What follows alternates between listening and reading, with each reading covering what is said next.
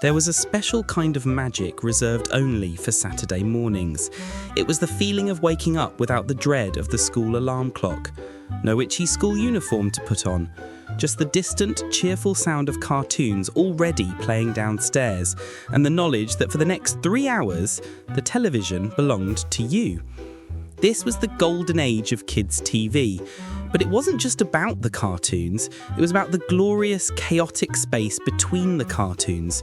This wasn't a simple playlist of animated shows, it was a live 3-hour party happening in a television studio, and every child in the nation was invited. It was a time of Gunge, Gophers, and glory. And the magic ingredient, the secret sauce that made it all so compelling, was one simple, thrilling word: live. In today's world of polished, on-demand streaming, it's hard to explain the danger and excitement of truly live television. This wasn't pre-recorded perfection, this was television on a tightrope. Presenters would forget their lines, props would break, celebrity guests would look utterly bewildered, and things could, and often did, go wonderfully, hilariously wrong. It felt real. It felt like anything could happen. And to understand this glorious chaos, we have to start with the show that didn't just break the rules, but threw the rulebook out of the window and then covered it in foam and custard pies. We have to start with Tiswas.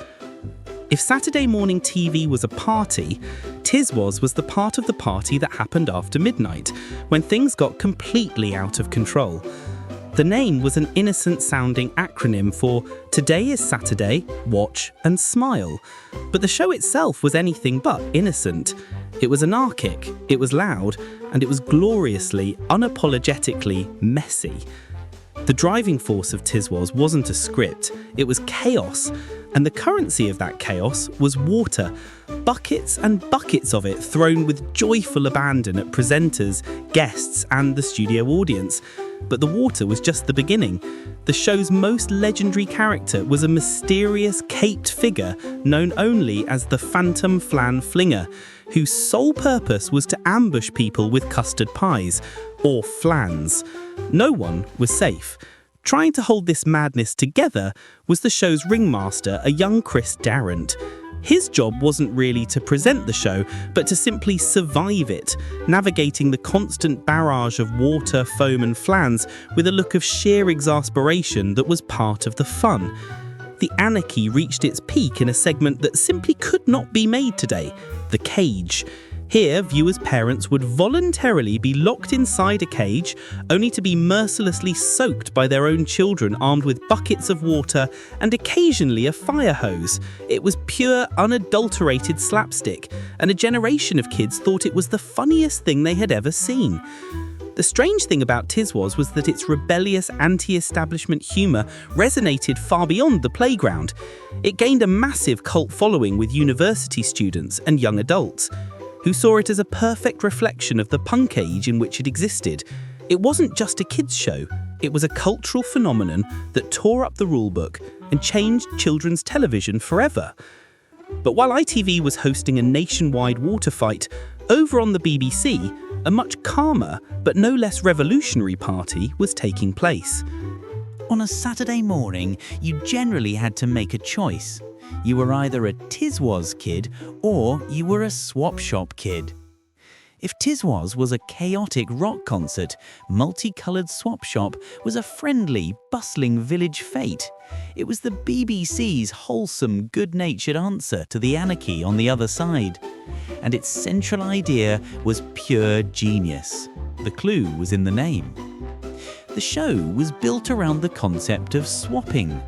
Children from all over the country would phone in, live on air, to offer up their unwanted belongings for a swap. A kid from Coventry might offer a nearly new skateboard in exchange for a Subbuteo set. A girl from Glasgow could offer her doll collection for a rally chopper bike. The details would go up on the famous swap board, and other kids would then call in to make the trade. This was the internet before the internet. It was a nationwide analog version of eBay or Facebook Marketplace, run by kids for kids. The thrill of hearing your own town or even your own name read out on television was immense. It was the first time a show truly made its audience the star. At the center of this friendly whirlwind was the show's calm, avuncular host, Noel Edmonds, famous for his collection of incredible, often questionable woolly jumpers. He was the sensible headmaster to Chris Tarrant's chaotic class clown. Swap Shop offered a different kind of magic. It wasn't the thrill of seeing a celebrity get covered in gunge. It was the thrill of participation, of community, and the possibility that you, sitting at home, could actually be a part of the show. It was a kinder, gentler, but equally groundbreaking kind of Saturday morning magic. As the 1980s rolled on, a new generation of kids needed their own Saturday morning champion. They got it in the form of Going Live, a show that took the best ingredients of its predecessors and baked them into a new perfect cake. Going Live was the perfect hybrid. It had the live phone-ins and community spirit of Swap Shop, but it brought back a healthy dose of the anarchic, messy fun of Tiswas. The whole production was slicker, more professional, but it never lost that crucial feeling that anything could go wrong at any moment. The show was helmed by a young, charismatic presenter named Philip Schofield, but his most important co-star wasn't human. It was Gordon the Gopher, a squeaking puppet who never famously spoke a word but communicated volumes with his expressive gestures. Gordon, often sporting a tiny leather jacket, became a superstar in his own right. The dynamic between the smooth human host and his chaotic puppet sidekick was pure television gold. The show was packed with memorable segments. The studio phone number was practically a national anthem for kids. You could call in to enter competitions or even to speak directly to massive celebrity guests. And the spirit of messy chaos lived on in the frantic game show segment Double Dare, where contestants would navigate a gloopy, gunge-filled obstacle course. Going Live and its successor, Live and Kicking, perfected the formula. They defined the Saturday morning experience for an entire generation throughout the late 80s and 90s, creating a show that felt like a big, glossy national club that every kid was a member of. So if these shows were so perfect, so beloved, a cornerstone of a British childhood, where did they all go? Why did the chaos fall silent? The magic of Saturday morning television wasn't just about the Gunge, the Gophers or the swapping. It was about the shared experience. It was a national, weekly appointment, a cultural campfire that almost every child in the country gathered around at the same time. The jokes you saw on Saturday were the same jokes everyone was telling in the school playground on Monday. But the world began to change. The arrival of multi-channel television in the 90s meant there were suddenly hundreds of things to watch, not just 3 or 4. Then came the internet, video games, and finally the streaming services that put every show in history at our fingertips, on demand. The idea of waiting for 9 AM on a Saturday to be entertained started to feel ancient. Producing 3 hours of live, complex and expensive television every week simply couldn't compete with the ease of showing back-to-back cartoons. And so, one by one, the live Saturday morning shows faded away. The era was over. So we have to ask you, what was your Saturday morning ritual? Were you a Tiswas anarchist or a Swap Shop swapper? Did you have a squeaky Gordon the Gopher of your own? What's your fondest memory of that golden, chaotic age of kids' TV? Let us know in the comments below, because for a few magical hours every week, the television wasn't just a box in the corner of the room, it was the centre of our entire universe. As the 90s dawned and the generation who grew up with Gordon the Gopher started to get older, the BBC needed a new champion for Saturday morning. They found it in the bright, bubbly and brilliantly chaotic world of Live and Kicking. Taking over the baton from Going Live, the show was an explosion of 90s pop culture. It was hosted by a series of legendary presenting duos, from the energetic Andy Peters and Emma Forbes, to the iconic pairing of Zoe Ball and Jamie Theakston. They were cool, funny, and felt like the older siblings you always wanted. The show had all the classic ingredients: phone-ins, celebrity guests, competitions and cartoons. But Live and Kicking had a secret weapon. A giant pink creature covered in yellow spots, with huge, wobbly, googly eyes and a permanent, slightly terrifying grin. His name was Mr. Blobby. Mr. Blobby didn't speak. He just shouted blobby, blobby, blobby in a distorted voice as he fell over, bumped into things, and generally destroyed the studio set. He was a walking, talking, falling embodiment of pure chaos. Parents hated him, but kids were mesmerized. He became a bizarre cultural phenomenon, even scoring a Christmas #1 single. He was the spirit of live TV's unpredictability taken to its absolute absurd extreme. With its cool presenters and utter madness, Live and Kicking became the unmissable Saturday morning appointment for an entire generation of 90s kids, carrying the torch of its predecessors into a new decade. While the BBC was reigning supreme with Mr. Blobby, their old rivals at ITV were preparing a comeback.